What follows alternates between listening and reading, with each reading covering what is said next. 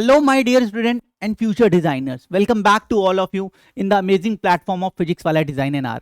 दोस्तों आज हम लोग निफ्ट के एक बहुत ही इंपॉर्टेंट पॉलिसी के बारे में बात करने जा रहे हैं, जो आप सभी के लिए, जो स्टूडेंट अभी निफ्ट में हैं या आप प्लान कर रहे हैं, आपकी फ्यूचर प्लान है, आप सभी के लिए इसे नोन होना बहुत बहुत बहुत मैंडेटरी है। क्योंकि कई बार बेटा बहुत से रीजंस हो सकते हैं कि आपने बहुत अच्छी पढ़ाई की, बहुत अच्छा सब कुछ किया, लेकिन आपकी अच्छी रैंक नहीं आ पाई। तो हमने एडमिशन तो निफ्ट में ले लिया, लेकिन क्या कोई ऐसी पॉलिसी है, क्या कोई ऐसी स्कीम है जिससे नेक्स्ट ईयर हम बेटर परफॉर्म करके हायर रैंक कॉलेजेस में या अपने ड्रीम कॉलेज में एडमिशन पा सकते हैं? तो दोस्तों आज का पूरा सेशन इसी पॉइंट ऑफ व्यू पे होने वाला है। आज मैं आपके साथ डिस्कस करने वाला हूं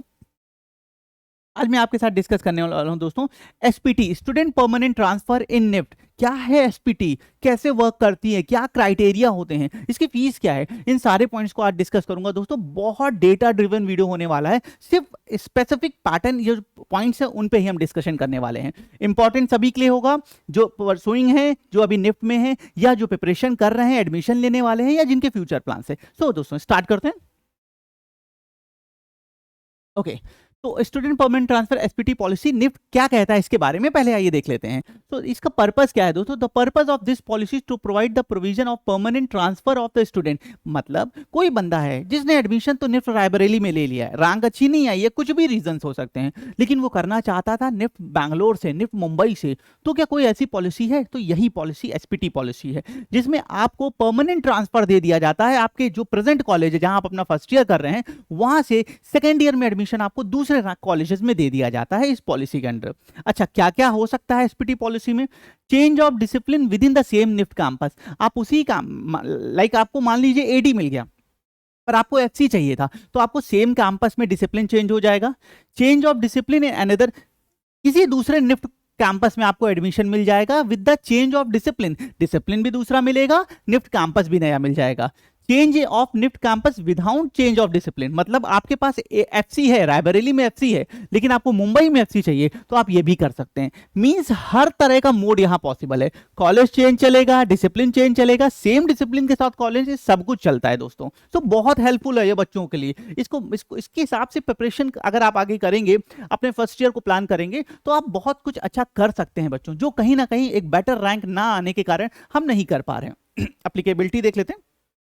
the policy is applicable to regular UG PG student. ध्यान दीजिएगा, ये जो पॉलिसी है वो यूजी और पीजी के रेगुलर स्टूडेंट के लिए है, studying in second semester in all. माने अगर आप निफ्ट के किसी भी कैंपस में सेकंड सेमेस्टर के स्टूडेंट हैं, आप यूजी के हैं, आप पीजी के हैं, मैटर नहीं करता, आपके लिए ये पॉलिसी होने वाली है। ओके, हाँ, अब देखिए क्या कह रहा है। Provision of change of NIFT campus shall be applicable to all UG and PG student.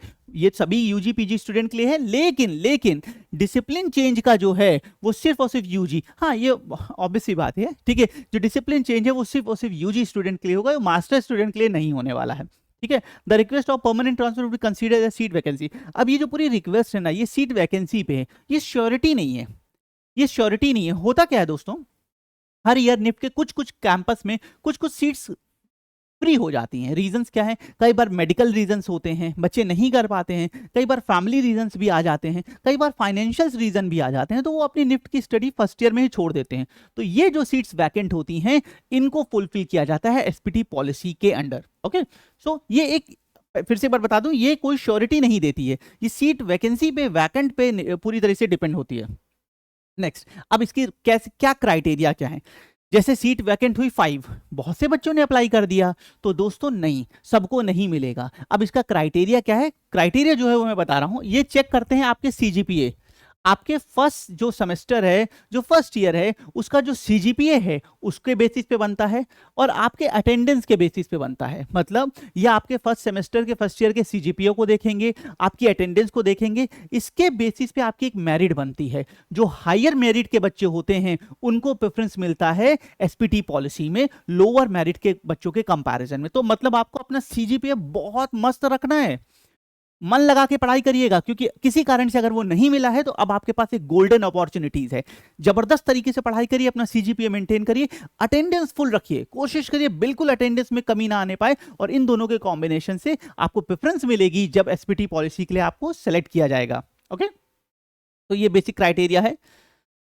Okay कुछ और पॉइंट से देख लेते हैं। सीट वैकेंसी, जैसे मैंने बताया सीट वैकेंसी पे टोटल डिपेंड है, ये हमारी गारंटी नहीं है, एक श्योरिटी नहीं है, ठीक है। अब ये देखिएगा, इफ द नंबर, यही चीज मैं यहाँ पे आपको डिक्टेट कर रहा था, if the number of student applying for SPT exceed the number of vacancy, vacancy से ज्यादा लोग आ गए हैं भाई, ठीक है, the preference shall be given to the student within the higher CGPA. Point note करिएगा, हायर सीजीपीए के बच्चों को प्रेफरेंस मिलेगी। आइडेंटिकल, अगर किन्हीं दो के आइडेंटिकल हो गए हैं सीजीपीए तो क्या होगा, तो higher rank at the time of entrance test को प्रेफरेंस मिलेगी। अगर वैसे ऐसा होता नहीं है, पर मान लीजिए अगर किन्हीं दो के सीजीपीए सेम हो गए जिन्होंने अप्लाई किया है सेम कैंपस के लिए, तो वहां पे फिर क्या होगा, सेकेंड प्रेफरेंस दी जाएगी आपके एंट्रेंस एग्जाम में रैंक को, ठीक है। तो ये फैक्टर्स हैं जिनको आपने ध्यान में रखना है, इसको ध्यान रखिए। If a non NRI student, जिसने एनआरआई कोटे का एडमिशन नहीं लिया है, obtained sponsorship from a NRI, then he can be, अब इसका है क्या मैं बता देता हूं। आपने नॉन एनआरआई पे एडमिशन लिया, लेकिन आपको आप एसपीटी पॉलिसी के थ्रू जा रहे हैं और आपको एनआरआई सीट्स मिल रही है और स्पॉन्सरशिप कोई कर रहा है, आपके पास स्पॉन्सरशिप का पूरा अरेंजमेंट है, तो आप एनआरआई कोटे की सीट्स भी ले सकते हैं। पहले नॉन एनआरआई थे, अभी एनआरआई कोटे की सीट्स मिल जाएगी। इसकी फीस 10,000 जो मैं आपको पहले बता रहा था, जो एसपीटी पॉलिसी की फीस जाती है यूनिवर्सिटी में बेटा, वो 10,000 रुपीज फीस है। ओके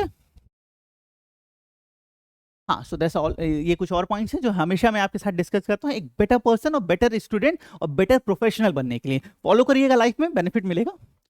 तो friends that's all from SPT policy. सब कुछ मैंने समझाया, क्या फीस है, क्या क्राइटेरिया, किन चीजों को ध्यान रखना है। तो अभी आपको सबसे ज्यादा फोकस क्या करना है, आपको जो निफ्ट कैंपस मिल रहा है, आपने एडमिशन ले लिया, आपको वहां जाके अपने बहुत मन लगा के पढ़ाई करनी है, अपने सीजीपीओ को बहुत परफेक्ट बनाना है।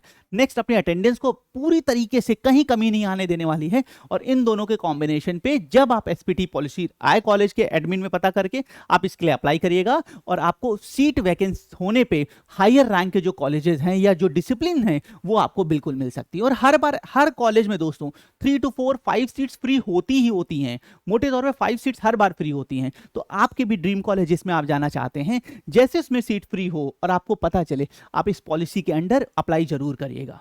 तो that's all for SPT policy. I hope मैंने सारे पॉइंटर्स को आपके सामने रखा होगा दोस्तों। अगर अभी भी कोई डाउट है एसपीटी इन निफ्ट को लेके, कुछ नहीं समझ में आ रहा है या कुछ और जानना है, कमेंट करिएगा, we will happy to address it. मिलते हैं इसी तरह के किसी और एजुकेशनल वीडियो में। Keep rocking.